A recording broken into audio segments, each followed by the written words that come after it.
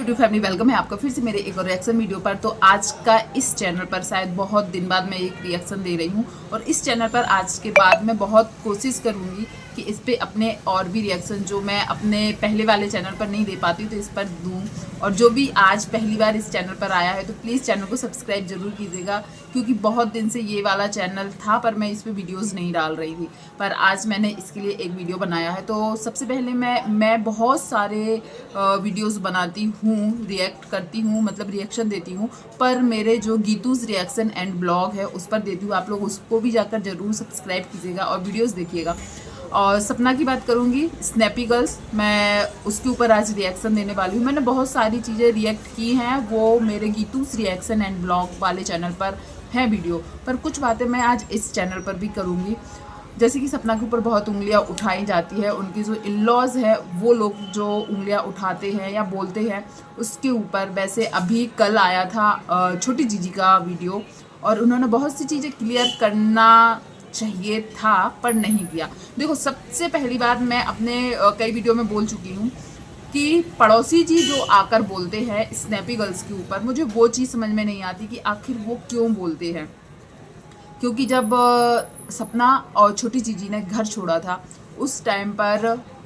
पर ना दोनों ने घर छोड़ा था साथ में, पर बेटी को माफ़ कर दिया गया और बहू को आज भी माफ़ी नहीं मिल रही, माफ़ी मांगने पर भी नहीं मिल रही, पर बेटी को माफ़ी मिल गई। उस टाइम पर जब बेटी उनकी घर नहीं आई थी, मतलब जो छोटी जीजी हैं अपने गांव में ही थी, शिवपुरी नहीं आई थी, जैरी चला जाता है, मतलब जैरी की डेथ हो जाती है। और लगभग 3 दिन तक पड़ोसी जी ने वेट किया और पड़ोसी जी को बोला गया, अंकल आंटी ने बोला कि उनके पास कोई भी चैनल नहीं है, तुम एक चैनल बनाओ और जेरी की वीडियो सोशल मीडिया पर डालो। तो इन्होंने खुद ये चीज़ एक्सेप्ट की है कि इन्होंने वीडियो इसलिए बनाया था कि आंटी ने बोला था, और चैनल ही इसलिए बनाया था क्योंकि आंटी ने बोला था।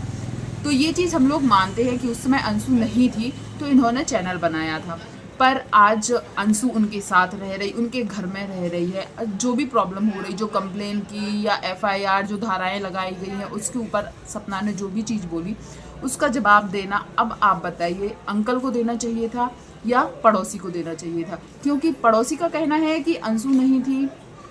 छोटी जीजी नहीं थी, चैनल नहीं था, इसलिए वो अपने चैनल पर जानकारी देते थे। पर आज तो छोटी जीजी उसी घर में है, आज क्या मतलब इतनी प्रॉब्लम आ जाती है कि वो लोग अपने चैनल पर वीडियोस नहीं देते हैं, अपने चैनल पर आते ही नहीं है, क्योंकि अंकल जी का रियल फेस आ जाता है। जब कंप्लेन वाली बात के पहले सपना ने जब उनको बुलाया था अपने घर में, जो कान्हा जी लाई थी, तब तो अंकल का जो वीडियो आया था वहाँ ना जाने के लिए जो कारण उन्होंने दिए थे कि मैं नहीं जा सकता, ये मतलब मेरे ससुराल वाले नहीं, सॉरी रिश्तेदारों से ये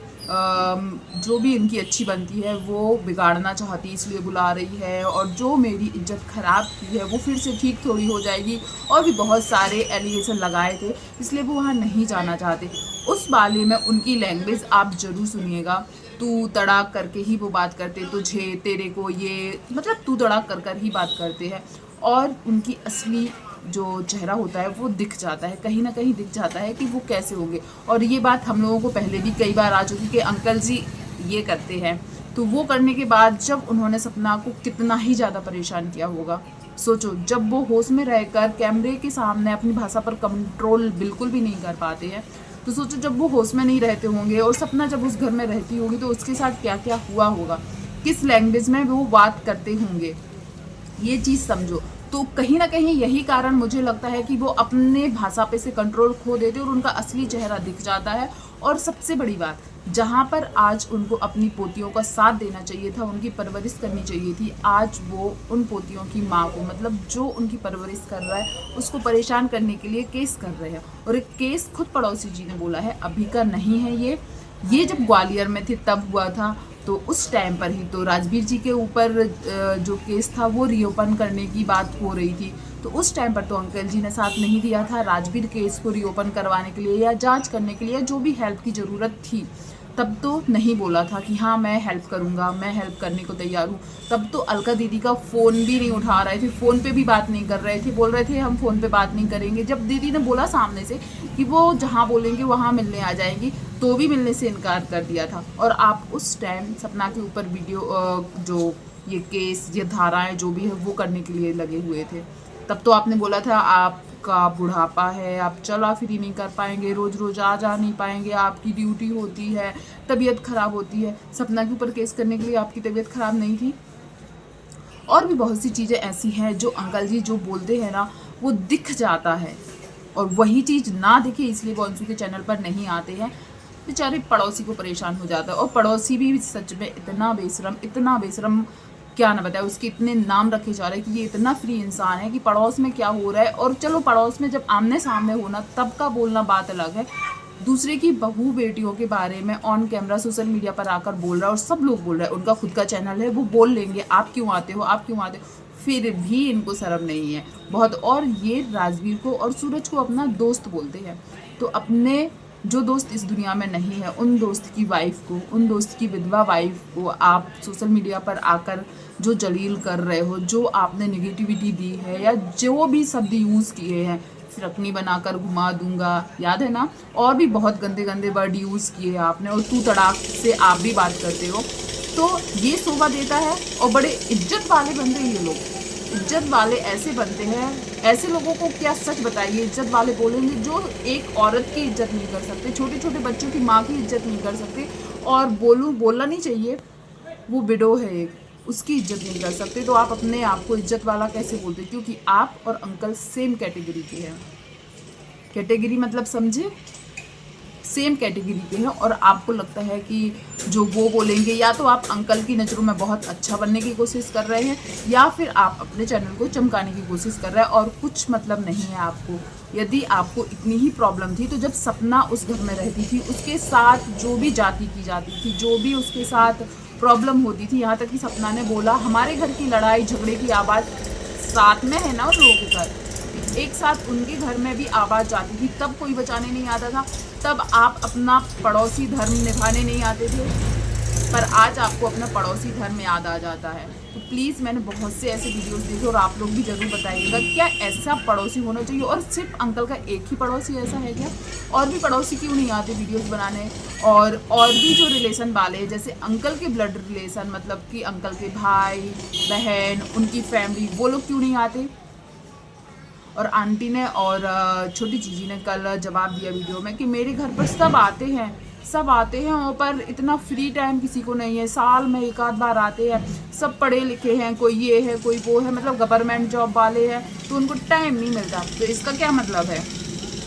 आंटी के फैमिली के जो है मायके पक्ष के, वो लोग फ्री लोग हैं जो आ जाते हैं। यहाँ तक कि 400 किलोमीटर दूर से आंटी को डॉक्टर दिखाने के लिए धीरज भैया आ गए थे,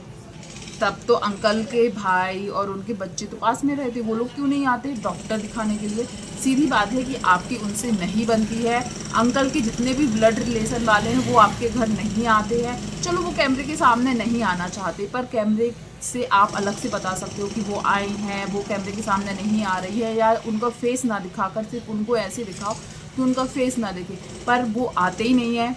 और आपने खुद एक्सेप्ट किया है कि वो आए थे, भैया लोगों के ख़त्म होने पर आए थे, मतलब उसके बाद कभी नहीं आए। पर अभी तो पड़ोसी जी ने बोला था 20 दिन रह के गई बुआ जी, तो फिर आंटी ने कैसे बोल दिया भैया के ख़त्म होने पर आई थी, कभी कैसे आते हैं, तो झूठ पकड़ा जाता है। और छोटी जीजी का तो मैं अभी कुछ बोलूँगी नहीं, मैंने बहुत सारे वीडियोस देखे उनके, और समझते हैं कि वो कैसे अपने आप को साफ़ सुथरा रखने की कोशिश कर रही, पर सपना के साथ जो भी जाती हुई सब कुछ उसको पता है, तभी शायद अंकल आंटी ने उसको अपने ऐसे बस में किया है, क्योंकि उनको पता था यदि अंशु हमारे हाथ से निकल गई ना तो शायद सपना के साथ मिलकर सोशल मीडिया पर न जाने क्या बोल दे, इसलिए तो उसको माफ़ करके तुरंत ही गांव से ले आया गया था। और बहू घर भी गई तो भी माफ़ नहीं, बुलाया तो भी माफ़ नहीं। यहाँ पर बहुत बड़ी जाति होती है बहू और बेटी में फ़र्क करके। तो चलिए आप लोग ज़रूर बताइएगा कि सपना के साथ जो कुछ भी हुआ वो आपको लगता है, और सपना को इतना कुछ सुना दिया जाता है, इतना कुछ सुना दिया जाता है, लोग बोलते हैं नाटक कर रही है, घूमने की आज़ादी चाहिए थी, ये चाहिए थी, वो चाहिए थी, वो उस घर से निकलना चाहती थी। ऐसे माहौल में रहना ही कौन चाहेगा? जो कमेंट्स कर रहे हैं ना वो लोग खुद रहना नहीं चाहेंगे ऐसे माहौल में। तो प्लीज़ वीडियो पसंद आया हो तो वीडियो को लाइक शेयर कीजिएगा, चैनल पर पहली बार आए तो चैनल को सब्सक्राइब कीजिएगा। थैंक यू सो मच जो भी यहाँ तक बना रहा, और इस चैनल पर अब मैं वीडियोस देने की हमेशा कोशिश करूँगी। थैंक यू सो मच, धन्यवाद।